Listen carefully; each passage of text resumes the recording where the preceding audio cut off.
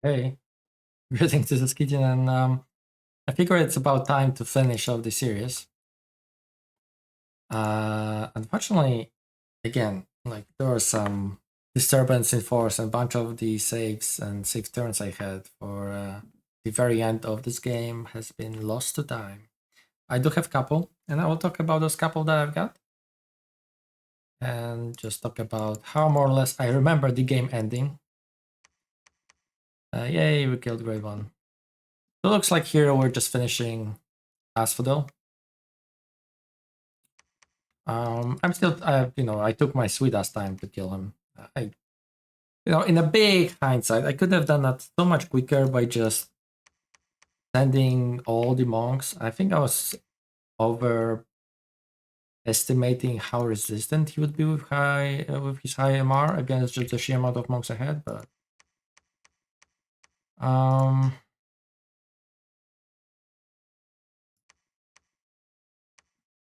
it looks like here we had a tragedy, and our dogs have been found that were sneaking around Pyrene. I think I was already preparing to attack him, possibly. So that's unfortunate. What did kill him? What has killed me again here? Okay, yeah, he just a bunch of wolves. Here I think I was empowering this guy to earth. Where's my god? Where is my god? That's a question that matters, honestly. Here maybe? Here? Oh, there he is. Oh, Crown the Magi, right, for faster casting. I mean, yeah, I was just finishing Asphodel here at this point, and probably considering how the attack on Pyrene would go.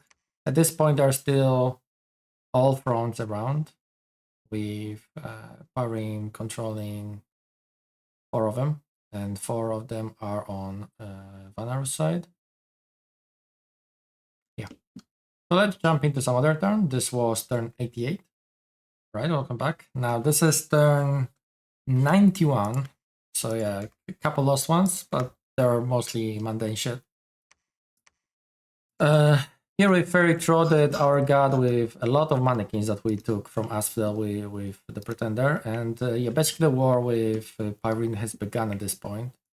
So I was, I suppose here I was a little bit caught. Actually, I'm not even sure why is Pyrene attacking me with Elemental in a province where it's my domain. I have no idea.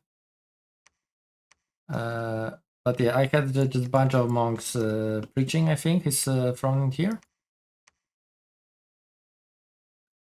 Here, for example, we... wait, where was it? Yeah, we just lost a monk again, and when we lost monk, our Kushi attacked, so... Yeah, it was pretty obvious for Pyrene what we're doing at this point, and here we were attacking, and just the thing that matters is time stop, master and slave, master and slave. That was my game plan, how I'm gonna beat Pyrene. Yeah, there isn't really much stuff going on besides, I mean, that was kind of our positioning, so artists in the front, some garbage, mannequins, yeah, more stuff. Most of our knights were, I think, present here, actually. Yeah, that's the good chunk in here. No, that's mostly unicorns, actually. Yeah, we've got a bunch of knights here. I mean, at the same time, I had to keep in mind the potential Vanarus attack. So I was keeping some troops, around the area of this throne, and of course the other throne. But yeah, I mean, I decided that it is Gotham, right? Because he has 5 thrones. This is the 5th throne he has. So 1, 2, 3, 4, 5. Those are the thrones he controlled. Having more thrones, I decided that my best goal is to go after him. And yeah, that was turn 91. So let's go to the other turn I had. Right. Yeah, some more was happening at this turn. Basically, Pyrene is doing all sorts of counterattacks with his stags. locusts, you know, a lot of vampires and shit like that. It's painful. Here my Frostfather got even attempted to assassinate, but thankfully we don't care. I lost some mages, unfortunately, like Chronovalon. There's a lot of assassinations from his ship. Fortunately, monks were acting kind of like a nice buffers for that purpose. And yeah, most unfortunately. Oh, and this, I think this is Zan Vanarus wishing for Dominion as well. At this point, he also has a global up, Dreams of our King God, which apparently is kind of crazy how quickly it kills enemy Dominion. And yeah, Naba, as in cookies, was definitely dying from it pretty quickly. So here I think I took this fort. Yeah, I took the fort. Yeah, because this is turn 93, so we had a again bit of a jump to turns, and yeah, we didn't see the battle here, or at least, you know, in a way. Because oh, look at that! Where did those demon knights come from? I wonder. I wonder it might have something to do with master and slave. Did we try to do master and slave here again? Yeah, we did. I don't think it saw the demon. Yeah, unfortunately not. Just some Fey Knights. Yeah, would have been nice to get Archdemon, I guess. Archdevil. But yeah, we still 58 Demon Knights when we initially moved on top of this throne and he was defending it. We basically absolutely crushed what he had here. And yeah, here I took it. I'm climbing the throne. And yeah, if you take a look at the fronts, one front has already been destroyed by the Doom Horror. It belonged to Zan, right? We saw it at the previous turn. I'm not sure which one was it. I mean, it's somewhere in his land. So in so the reason why I was claiming it is I was thinking, okay, there'll be more Doom Horrors attacks, obviously, right? So if Doom Horrors attacks and destroys any other throne that's not Pyrene, I think he wins, if I'm not mistaken. 11 is gonna go to 9, or maybe we need 2 more thrones to be destroyed. Might be 2 more. But yeah, I'm thinking that, okay, I'm gonna claim, I'm gonna go up to 3 thrones.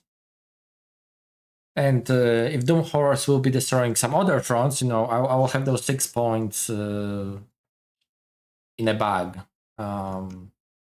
Maybe win somehow like that, but it did, of course, slow me down because, you know, I didn't push the next throne. And yeah, my income, of course, is suffering from all the horrible globals that were put up this whole game, and you know, this land is basically useless. So I look kind of big, but again, this is dead. Lost a lot of, I'm sorry, land to Pyrene now. He's counter-thagging, or sorry, counter-thagging. He's raiding with all the kind of nonsense he had. Did I change any scripts on my god? I think it was basically the same. I'm pretty sure he had no counterplay to what I was doing. Like, none at all. He's not gonna basically magic do me. I did empower my god, I think, in Astral in the meantime as well. So yeah, I'm jumping to Astral 9 when the fight begins, and with Crown of Magi, I put up the time stop really quickly. So let's go to the next one. All right. So here with the solution the next turn. So we took the Throne of Misfortune. I mean, fun time, right? Everything's going just great.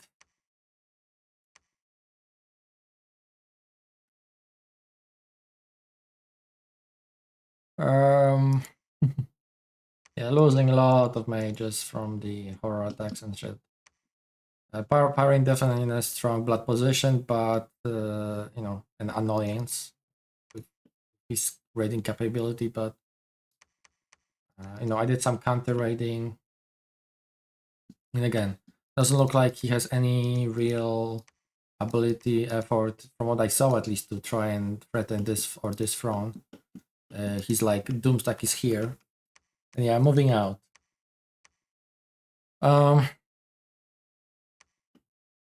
And yeah, this is unfortunately the last turn I had available to me to record, but the story short is that I think game will end in 2 or 3 turns where more fronts will be killed and none of them will be Pyrenes. So Pyrene is I think that's 1 or 2 turns short from taking this front off from him. And if I did, I would have won the game because I would have 4 fronts, not him.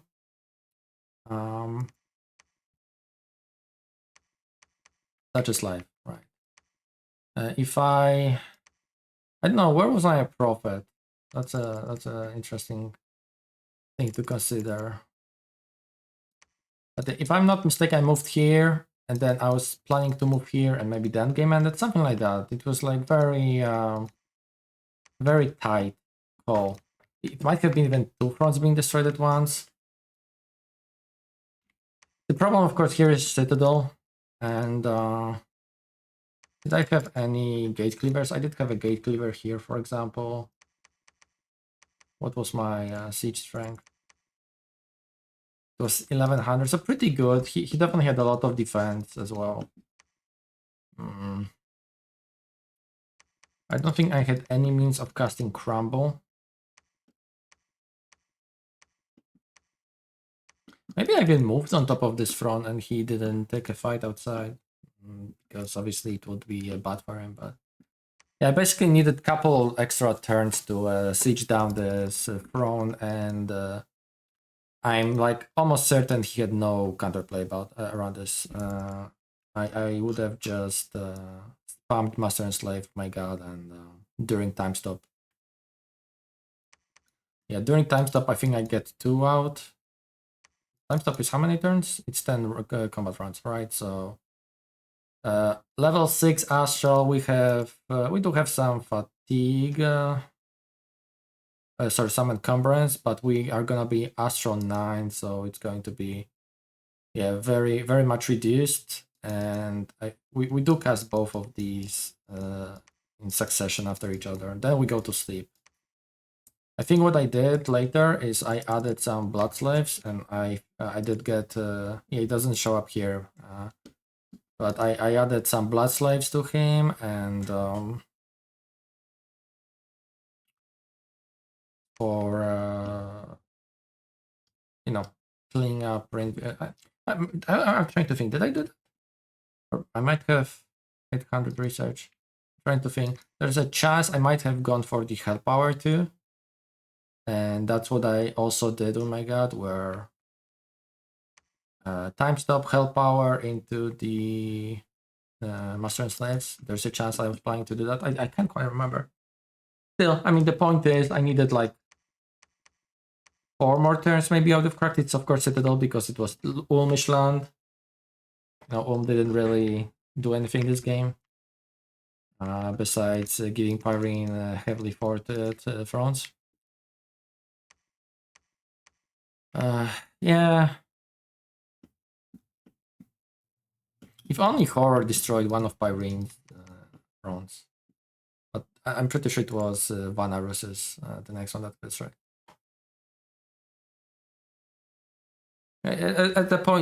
At this point of a game, it just dice deciding who wins the game.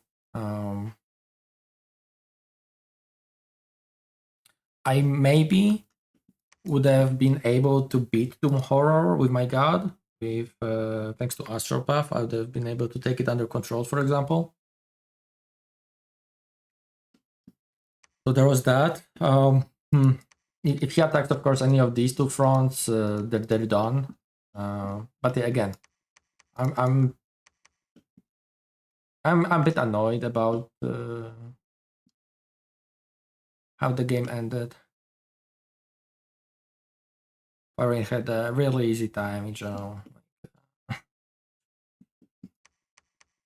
I should have killed. The problem is if I killed all on my own before that, and let's say I didn't go to war with Asphodel, Asphodel definitely could have been a menace in the region.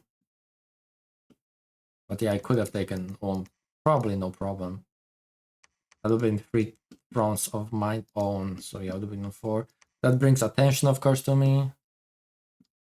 Then maybe we go to war with Asphodel later on to take the 5th front.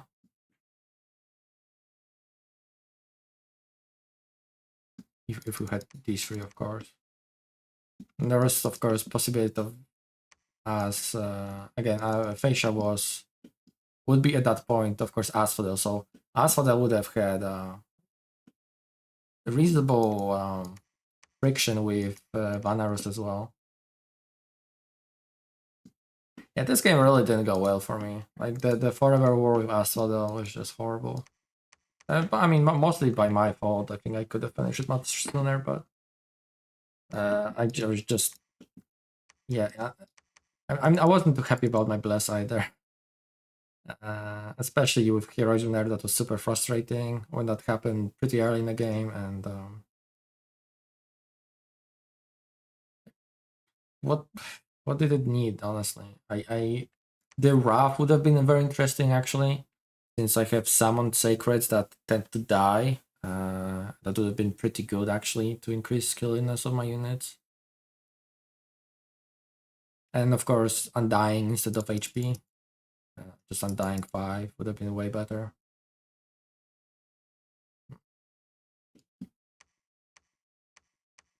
But yeah, I kind of dropped my train of thought. Yeah, the at this point of a game, it's horrors deciding who wins. Like you have pretty reduced input as a player, and horrors decide that Pyrene gonna win basically. He had best chance to win, of course, at this point, because of course horrors have higher chance of targeting 1, 2, 3, 4, 5, 6, 7. So yeah, he had 4 out of 11 fronts. So what 60 5% chance that the next but I'm pretty sure the 2 fronts had to be destroyed, so it's 11. Unless he dropped by 3 points, and I can't quite remember. It might have been 2 fronts getting destroyed at once, and none of them again was Pyrene. So in that case, he actually got lucky. He did get lucky that none of those was his. But yeah, again, he played pretty well up until this point. Let's see, what did Pyrene do this game? So they killed with Naba, they killed Jotunheim.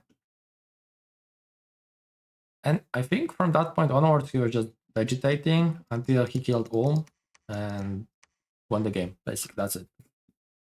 Nobody really challenged him with anything. I think I was trying to convince Naba for a while to attack him, if I remember correctly, but Naba was in a real deep shit with Dominion, like just getting slaughtered by the temple spam and the dreams of Awakening God from Vanarus. I think he was going to war with him at this point. Yeah. I did learn a fair bit about man in that game, though. I would definitely, if I ever play man again in the future in multiplayer game, I think I will do much better.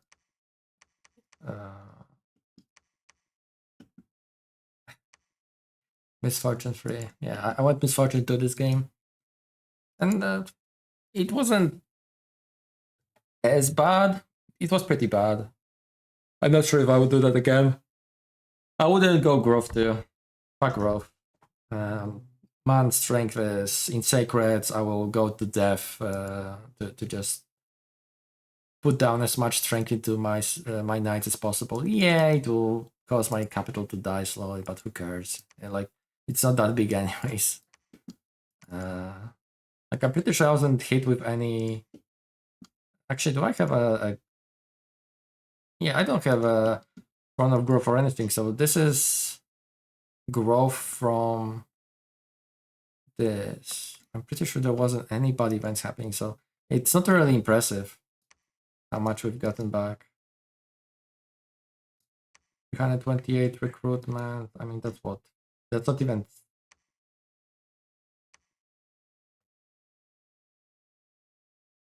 No, okay, something's clearly Oh, wait. It might have died, right? I now remember. There was a second sun going up, which killed a lot of population. I see. So probably that's why. I was just trying to think, like, what the fuck is this population? Yeah, okay. Second sun killed a lot of pop. Still, I probably go death and maybe plan for rushing Mother Oak to slap it down on man to counteract death scale in the capital only. And of course, later in the game, well, Misery as well. But yeah, just be more aggressive, a little bit different bless. Yeah. Don't play with horrors. Anyway, thanks for watching. If you bothered to watch this one, and yeah, I'm very sorry for not properly finishing the series with actual turns, like you know the format was supposed for this one, but you know the Warhammer series I'm uploading, almost finished uploading as well when this video goes up. I think I'll basically stick to this sort of format with 3 or 5 event turns recorded per episode and talked over. 5 at least for maybe first year, depending on how much action there will be.